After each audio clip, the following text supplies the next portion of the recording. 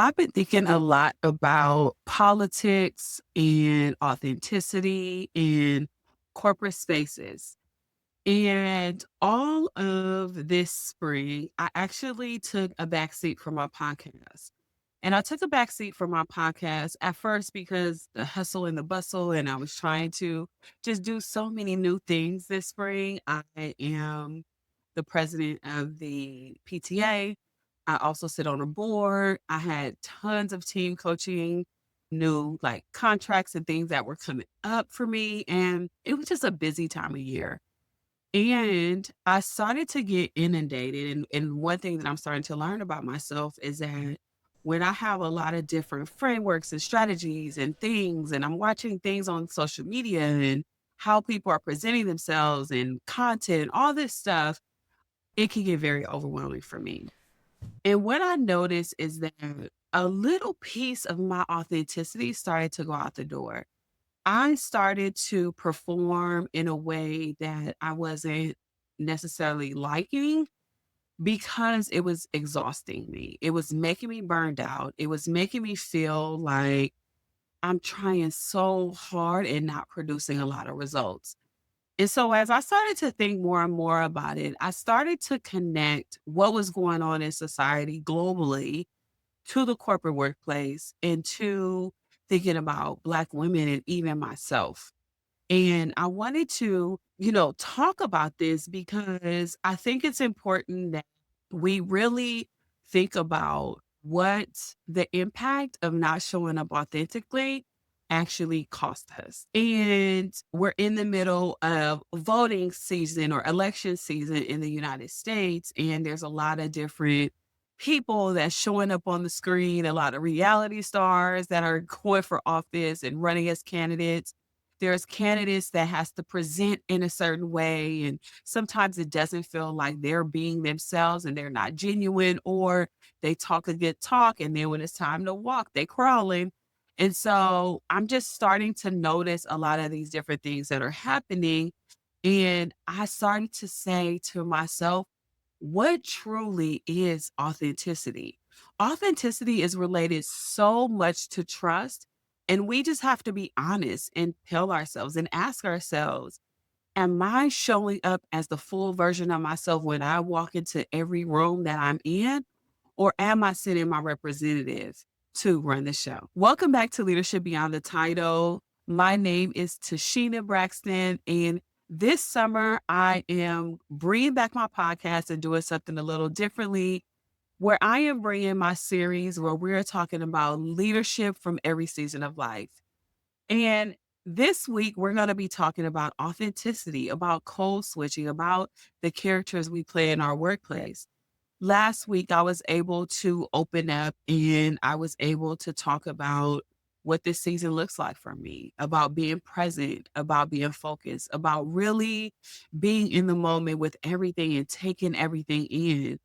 And I talked about the data or the approach that I'm taking and what's making forcing me to look in that direction. And for me, it's looking at the number of summers I have left. Not the number of summers I have left in my life, but the number of summers that I have left before my children turn 18. I already have two adults. They're 18. They're past 18. They're on their way. They're becoming adults in their own right.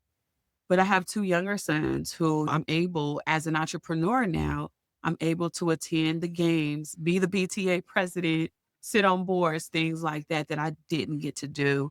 And so this season of my life is reminding me how to show up and how to be present. So if you haven't listened to that episode or watched it on YouTube, go back to last Wednesday and you can go and check it out. But today we are going to be talking about who do we show up as? Who is our full person? And we go deeper on the why. We go deeper on the systems that actually make us feel like we have to be that way. So let's get into it. So before we start, I just want to name something very transparently. Code switching or showing up or bringing my representative into the room wasn't something that I accidentally stumbled upon. I actually chose that direction in my career very strategically. And you may say, like, sending somebody else in there and trying to be somebody different Tashina, you was being fake. And yeah, sorta. I sorta was kind of being fake, but I was being fake out of a need for survival, a need for safety, a need to advance in my career. And that totally got me in the space of exhaustion and burnout and questioning whether or not I truly was myself. And I have spent this last season or this last spring really thinking about my own authenticity. I have seen so many content creators because that's the world that I'm living in now. I'm not necessarily employed by a 9 to 5. I work in those spaces all the time. I'm still walking the hallways and the rooms and sitting at the tables of corporate workspaces because I work with leaders and I work with teams. And so I'm still doing that. However, I'm not in those day-to-day type of environments. And so when I look at social media, which is the landscape that I play in now, I recognize that there's so many people out there who are truly trying to just make it. They are putting all their energy into following the trends, following what works, following what sticks. And sometimes it works, other times it doesn't.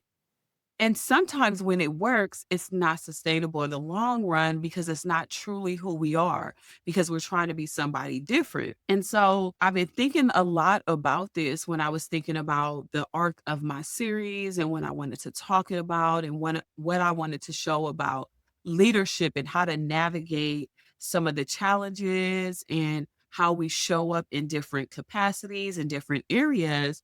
And I just really wanted to be like super clear that sometimes we choose the path that we're on purposefully. And it's because when we choose this path, we know that it's going to have hopefully a positive impact or a positive result. And one thing that has really been eye opening for me, and I would say the last 2 weeks, I had already kind of put my topics together and everything that I wanted to say on this podcast for the summer. And one of the things that has been eye-opening recently was this new phenomenon of yapping on camera. I'll tell you the first time that I heard the term yapping as a new strategy was from Shannon McKinstry. Now, Shannon McKinstry is a phenomenal woman. I signed up and been in her program before. And I think she's a lovely woman. And she talks about yapping on camera. And if anybody has been following my journey on social media, most of my content is talking to camera because that's all yapping is, talking to camera. And I watched her go viral and I'm trying to, imitate her strategies and how she presents and learn the hook format and the psychology and like all of the things, right? And so just stay with here because this all will make sense. And so I'm looking at her and I'm watching her go viral. Then most recently, you all have probably heard of Jessie Jean, and she just recently was on social media. She's only been on social media, or she redid her page or came out in the last 6 months, and she's been experimenting with things. And as she's been experimenting within 6 months, she put a course out there called Yapping or Yapping Content.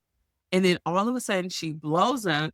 Everybody's talking about her in their content, and she made $1.2 million in a 2-week launch or something like that. And so it got me to thinking, like, we're all trying to mimic the greats, the success of many different people. And sometimes it works and sometimes it doesn't. And what gets in the way, and what I noticed what got in the way for me in corporate spaces, a lot of the times as I was growing and developing in my career, was that I was so busy trying to mimic others that I forgot who I was. And there's some other psychology behind Jessie Jean and what she's doing and some of the things that get in the way. And I'll talk about that a little bit later. But she's an example, Shannon McKinstry, she's an example of they showed up as their authentic self and it worked for them. And there are also downsides to showing up as yourself as a Black woman. And so as a Black woman, sometimes we have to make the choice or we have to make the trade-off of, do I show up fully 100% authentically who I am? Or do I code switch based on the context and based on the rooms that I am in to seem more palpable to people that I'm around? And that's something that we have to think about. When I was growing in my career, I did that. And I did that in a way for my safety and survival, to the point where I gave it a name. And I talked about this on my Substack last or 2 weeks ago. And I talked about it. And I said, the thing about showing up in these spaces is I've started to tell myself before I walk in, I literally create my own mantra in my mindset. And I say, I'm about to walk in and I'm going to put on my white girl. Yes, I'm going to put on my white girl. This was purposely done because I was watching white women move up the ranks in the hierarchy, grow into managers, become VPs, executives, and things like that, which seemed so gracefully and elegantly and without a lot of drama. And there was this assumption that they can do it and it will work for them. Whereas Black women, we have to prove ourselves. We have to show that we can do it. We have to go above and beyond. We have to put in more hours. This is what I was seeing. And so I started to say, I'm going to mimic that thing in order to get the success that they have. But over time, just like I started to see in my content and in my ability to get clients one on one, was that I was more exhausted and there was less reward for more work. And that's when I had to shut it down and I had to say, you know what? Let me go back to the drawing board of who I am inside, who I can be, and what feels most genuine and sustainable to me. And so this is what this episode is about, because I want to dispel the myth that who we are is not enough. Even though the systems try to tell us that, there's subtle kind of messaging that happens through media and through different, areas that tell us we don't belong. We are enough. And I have proof. I've seen it. I've had mentors that have walked that path. I've seen people in political environments that walk that path. Even though there will be rooms that will get smaller because you are showing up fully who you are, there are going to be several other rooms that are going to get much bigger for you. And so as we dive in, I want to start with the research and what the data says and what some things that I found across the internet and in different articles, because I want you to know that this isn't something that it's all on you or you're by yourself.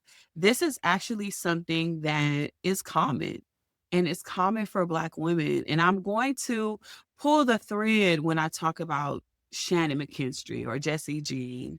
And I just wanted to, really just make sure that you understand why, as successful as they are, it's feeling like a Sheryl Sandberg lean in moment. So let's go into some of the research and talk about what that looks like. So first, looking at some research, I want to start with the American Association of University Women 2024 report. And this 2024 report says that women earn 81 cents to every male dollar when they work full time, even when they work full time. And so we've probably seen there's another lean in reports, McKinsey reports, something like that. It's 81 cents that they get. This is from 2024.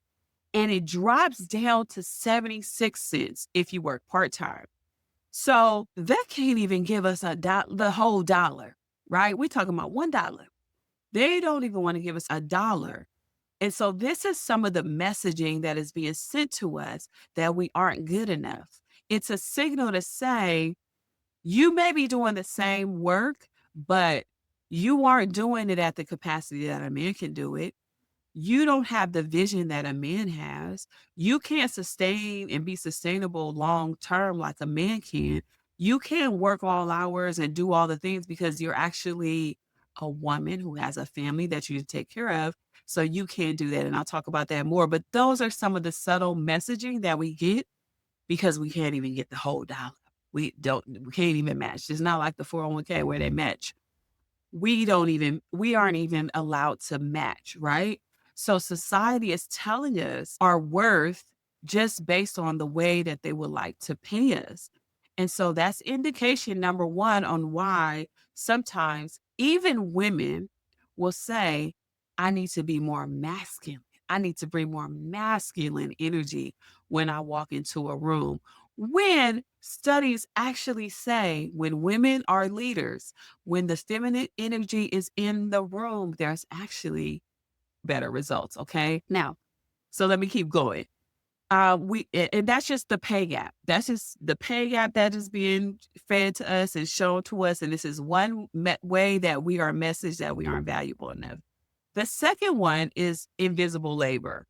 So the World Inequality Report of this year, 2026, it says women's labor is structurally undervalued globally. They don't even see our work and the things that we do as valuable. And we see that specifically in caregiving and domestic work. So if you are a babysitter, a nanny, maybe you're a house cleaner or something like that, most times it's not being counted. And when I read this, I was like, I totally get this because guess what? When I look at industry reports, labor reports, I was looking at an AI Anthropic report this morning, and I'm looking at all these reports, and I'm like, you know what? This is absolutely true because they don't even list that as part of the industry. They don't list that as like an industry career that people should aspire to. I remember being a little girl, and my mom used to say they used to have home economics in school. They would have full kitchens that you can learn how to cook. They would have like different things like that. They don't have that in schools anymore. Why? Because they've said that's undervalued. And then you come to 2026 where our government, made up of many men, are telling us that women need to go back in the home. They don't need to be out there making money. Right. And there's different reasons for why they're saying that, which is all rooted in bias and to keep women down. But one of the things that is telling us is that that is where we belong because those are things you're just supposed to do. And we actually don't have to give you props for doing it. And so this report is saying literally that women's contributions are invisible. That's not something that needs to be put out on the screen and shared with everyone. So you got the pay gap. That's the subtle message that's saying you're not worth it. Then you have invisible labor that's saying, yeah, you're not worth it. So we keep like these are things that's making us say we need to be this person. We need to show up this way. We need to be like them. We need to code switch. We need to be more masculine. We need to, all of these messages saying we can't be ourselves. The next thing is the leadership gap. So the UN Women Gender Snapshot of 2025 studies 65 out of 70 countries. And in those 65 out of 70 countries, it says women are far likely to be teachers. Okay. So that's not a surprise. Women dominate the teaching industry. However, the sentence is not finished yet. Women are more likely to be teachers, but not principals. So, an industry that is dominated by women, more teachers are women, there's less women principals. Okay. And this to me was like, oh my God. Like, as I look around and I'm thinking about it, I'm like, you're absolutely correct. And it just gives me hope to be better. And it's one of the reasons why I sit on the boards of the schools because one, education is super important to me. I really, really, really value education. But two, I've been able to make recent impact where I was part of a principal search. And yes, we hired the woman. Now, in my mind at the time, it wasn't even about the woman or the man. However, as I think about it, I'm so glad that she showed up with the skills and the criteria and the capabilities and the experience, the expertise, and the potential that is necessary for the role, but more women should be granted the opportunity to fall into these principal positions. But because they don't, we send a message that women are not qualified, that we are evaluating them and not seeing their qualifications the same way. How is it that I can have all of this expertise as a teacher, but not as a principal? things that make you go, "Hmm," right? And so that's another way that, our society is teaching us we can't be ourselves. Now, keep going. I'm gonna keep going. Just a little bit more data because I really want to paint the picture for you because I think sometimes we may, especially right now, there's a lot of opinions out there. There's a lot of opinions. And these opinions are getting us in trouble, which is why we have workplaces that are like, I have an opinion about this person. I don't think they're going to do a good job. Or, oh, I think that this person's better than that other person because my opinions. Instead of kind of looking at data sometimes, right? You want to take both. You want to do a both and you don't want to take one completely. But sometimes the data is very helpful for us, especially as we're trying to shift our identity, shift our mindset, become better leaders, become more empathetic leaders. We want to sometimes look at the data because the data will help us in a just much more um, holistic way to help us move forward. Sometimes we need that. I know I need that for myself. Sometimes I need to see that I'm not by myself, and I need to see that it's been studied, that someone's evaluating it, and that will help me to create the solutions or be part of the solution in the future, which was, like the principal search. Now, when we look at code switching, right? Because a lot of us are code switching, and sometimes we're thinking like, I'm not gonna be fake. I'm 100%, right? And I laugh because my husband's always, I'm 100%. There's a lot of us that are on social media, and we're talking, especially in the Black community. We're like, I'm gonna keep it 100. I'm real. I'm going to be authentic. I'm not trying to hide who I am. I'm going to show up and I'm going to do this. And then we get into a space and we're a completely different person. And you got your homegirl looking at you like, who are you? But according to Race Equality Matters, 70% of Black women say they code switch or felt the need to code switch in their career. That means 7 out of 10 Black women are code switching. So if you have been in this and you've been doing this and you've been code switching, you're not code switching because necessarily you want to. Sometimes it's out of necessity. Sometimes it's out of survival. And I've said this already, even for myself. Like it's out of survival sometimes that I needed to code switch early in my career, that I chose that was the best thing to do, that I was going to put on my white girl and walk into the room. And that was going to help me grow in my career until it didn't. So there are impacts though. When you show up in this way, there is going to be an impact. And one of those impacts is that there's elevated stress, there's more burnout, there's chronic inauthenticity, meaning you so fake, you phony. Like nobody can trust you. Nobody knows who's going to walk in the room when you walk into the room. And so that is a deep seated problem when it starts becoming chronic. Now we're toxic. Now we're good for nothing. Now we cannot lead anything or anyone because this is not going to be fruitful in the long run. Now, the body evidence in all of this, and this one is going to be the thing that's going to hit us the hardest because the American Journal of Public Health says that Black women who navigate elevated racial stress show signs of accelerated biological aging.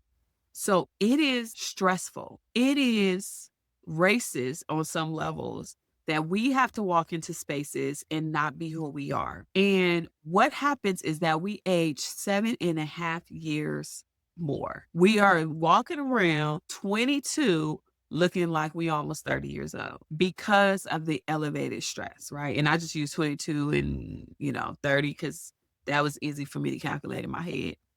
But it could be 60 to whatever age to 70 something, or it could be 40 to 50 something, whatever that is. So it is literally telling us that we're aging faster when we can't be who we are, when we show up inauthentically. And I want to paint the picture for you. So we have these things called telomeres, I think is how you pronounce it, in our DNA. And they're at the end of our DNA strands.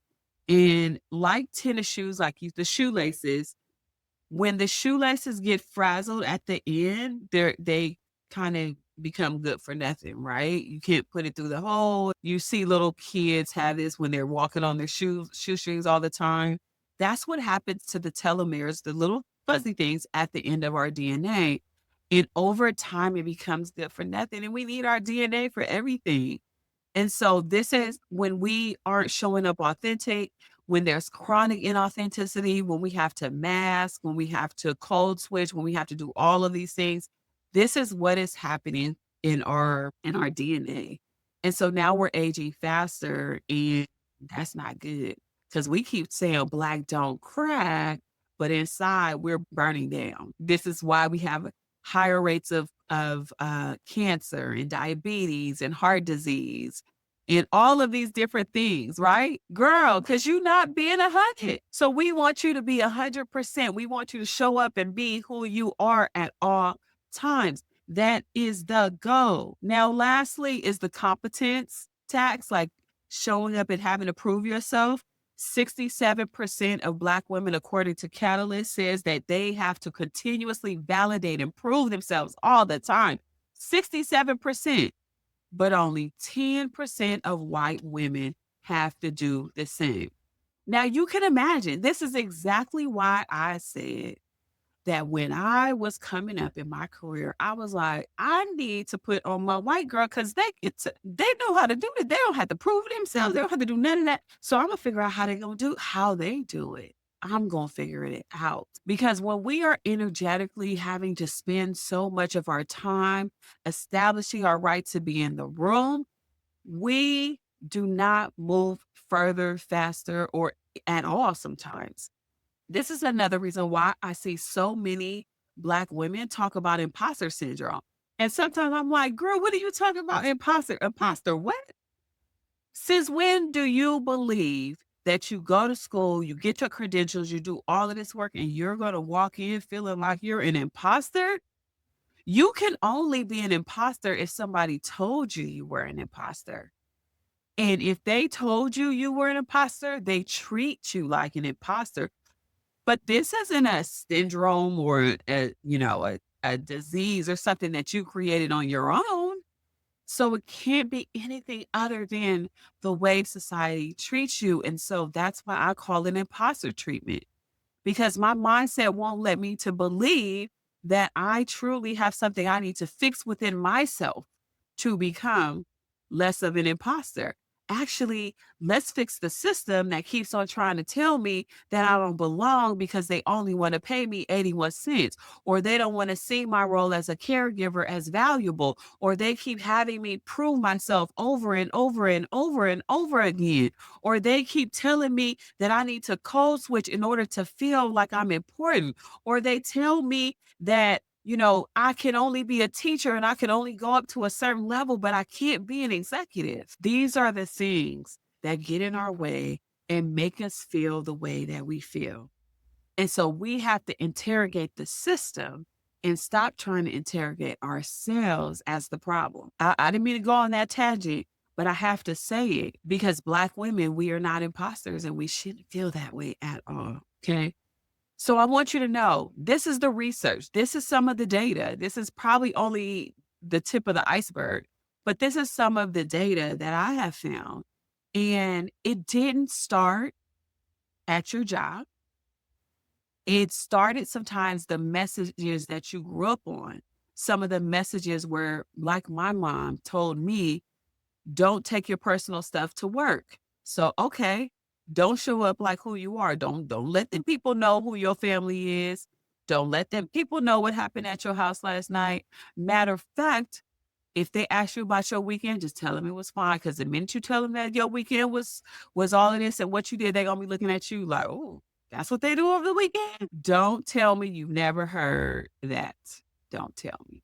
If you tell me you didn't, I'm gonna have to I'm gonna have to look at your Black card a little bit more deeply. However, I do want to tell you, like, these are the things that are happening to us. It tells us so much about like our life and the way we grew up. We did things because we needed to survive, not because, it was something necessarily that we wanted to do. But like my early career, I knew that I had to do something different in order to be accepted, in order to belong until it didn't work anymore. And I also want to also just put this in here is that when we are so busy trying to be like everybody else, we're actually contributing to white supremacy culture, which is something that we're trying so hard to dismantle. And so I just want you to remember that. I won't go into that in this podcast episode, but I do want you to know that that contributes to that. Okay. So before I give you anything to do, I do want to say this. I don't want you to feel like you have to fix yourself. I said this before, like this is not an imposter moment. I don't want you to feel like because you had to code switch that makes you weak. It doesn't. Some of us choose it strategically, right? And if we're going to choose it strategically, what I also want you to know is don't lose yourself in the process. The Bible says, what good does a man do to gain the world and lose his soul? And I don't want you to lose your soul in the process. When you start losing your soul, you start feeling very exhausted and burnt out. And that's when your telomeres start aging 7.5 years more. And now you're walking around looking frayed, busted, and disgusted. And so I don't want you to feel that way either. Okay. Knowing which rooms is for you, how to keep your head on a swivel, how to be mindful of what's happening. That's important. And you should know that and you should be aware of that. And you shouldn't have to be somebody other than who you are. Okay. So here are 3 things that you can start to do in order to try to dismantle and try to start to understand where you are. Because you have to become aware first before you can change and before you can shift. And maybe you started listening to this episode and you're like, that is not me. Like, Shashina, I am good. Like, I'm always keeping it real. And now you're like, maybe there are some moments where I do show up differently. I do say I'm gonna put on my white girl and I'm going to do that thing, right? Maybe there are some moments like that. So let's talk about some of the ways that you can start to become more aware so that you could do something different that's going to work for you in the long run. I would rather be, and I'll just say this really quick, I would rather be not making as much money as my heart desires. I do want to make more money, but I would rather, the trade off here is I would much rather be myself and be healthy than be dusted, disgusted, losing my soul and making $1 million. I'm sorry, because it's not sustainable. You are ultimately going to lose all the money because you can't keep up with a version of yourself that isn't true, that isn't real. Okay. But I'll just leave that right there for you to think about. All right. So, first thing, you have to trace the belief. You have to interrogate your beliefs. You have to start to ask yourself, where did this thought of who I should be come from? And why is that better than the person that I am today? Your beliefs have a certain history and a certain experience that have popped up for you. And 9 times out of 10, it was because there was a safety moment. You want to start to think about what was that moment? What were the specific voices? What were the things my parents taught me? What were the things that I saw happen to somebody who dared say what was on their mind? What were the things? Go look for those things. Start to interrogate it. Start to ask yourself, okay, so that didn't work in that moment. Was that more about that person or more about the other person making them feel that way?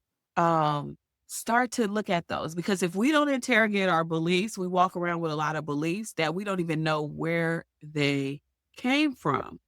We don't know. There's a story, and I'm probably going to butcher it, where there was in this story I've heard many times where a woman was using like a roasting pot to put her turkey in or something like that. And she was using it, and over the years, she always used it, and then somebody was like, "Why are you using that?" And she was like, "I don't know, that's what my grandmother did." And when she finally asked her grandmother, the grandmother was like, "Well, I only use that because it was big enough to fit it in." Right? So they never knew why they were using that particular thing than maybe something else than a roasting pot. It's an example of looking at why do we have the beliefs that we have. And so you want to trace that first because you want to be able to figure out why you think the way you think. Now, after you do that, the second thing you want to do is you want to ask yourself, what does it cost to do this? What does it cost me? Does it cost me friends and family? Does it cost me sleep? Does it cost me money? Does it cost me my faith, my values? Does it cost what does it cost? I think because every time you are playing somebody different, every time you're being inauthentic to yourself, it's gonna cost you some level of energy, and that energy is going to be detrimental to your physical DNA, but also to the people around you. And you wanna ask yourself, based on this belief, what is the action that I do? What action am I taking, and what does it cost me? And maybe that cost is good enough. You're like, "I can manage that cost," right? But like any good investment, it compounds over time. So is your investment compounding in a negative or a positive way? That's the questions you wanna ask yourself. And the third thing is find a room where you can be real. Find your safe space. Find those areas where you don't have to be somebody else in order to be accepted, in order to belong, in order to fully show up as yourself.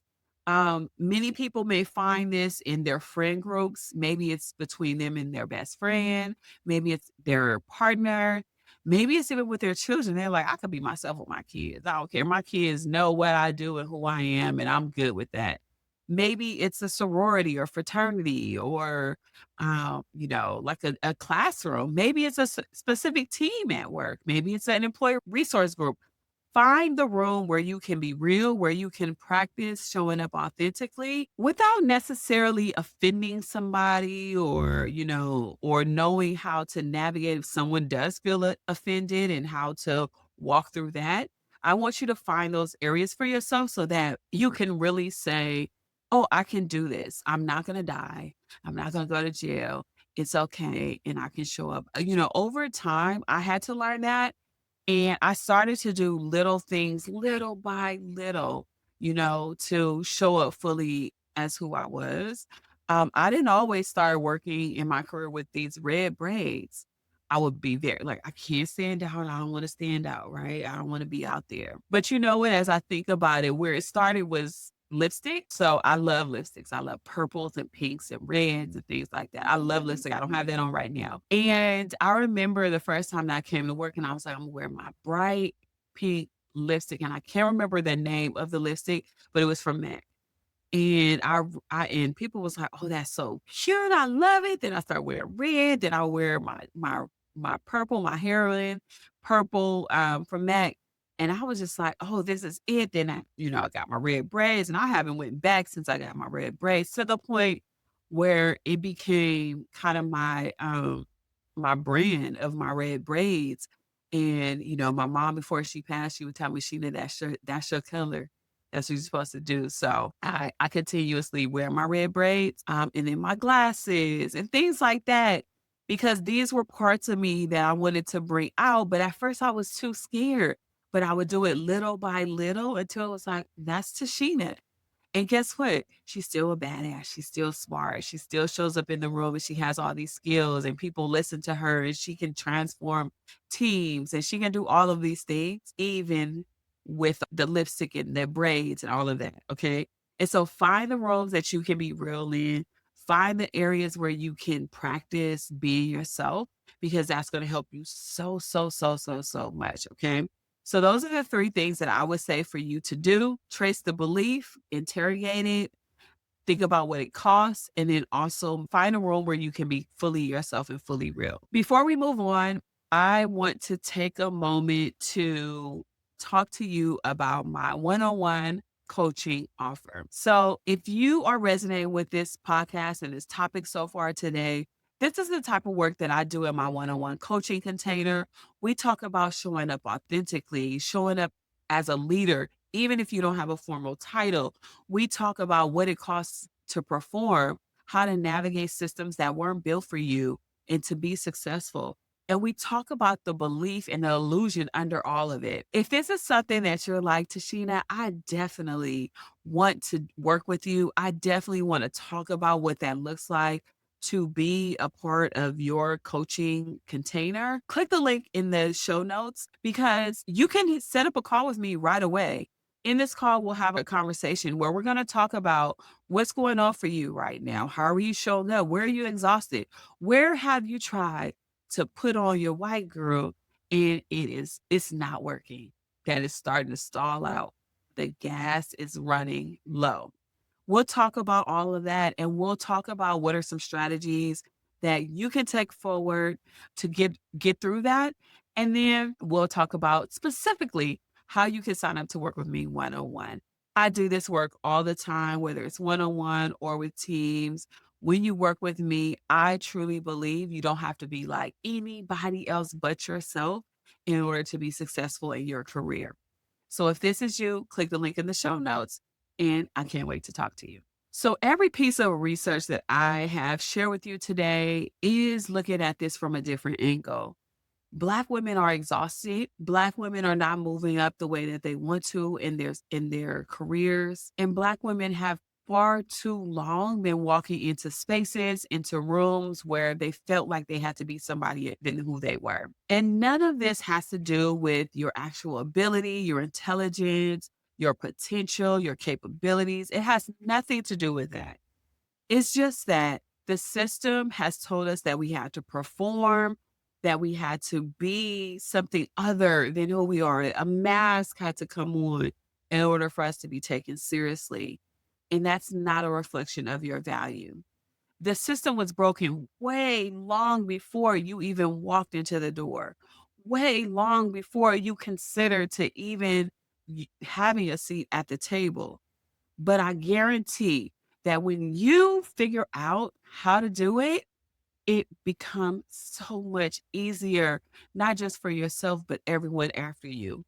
I remember having a mentor, and she, to this day, was so bomb. Like, she showed up as herself. She didn't make apologies for it.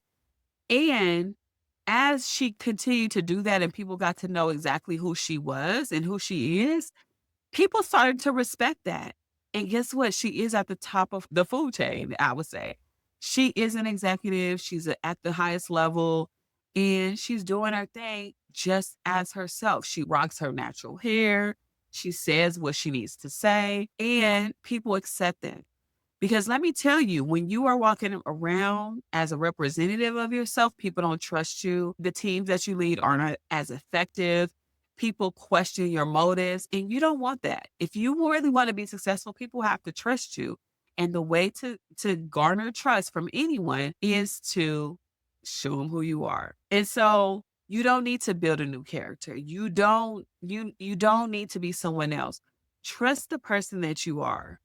Trust you as the person with the experience and the expertise and, the qualifications that is going to be able to get you to where you want to go. The research on high performing leaders is always consistent.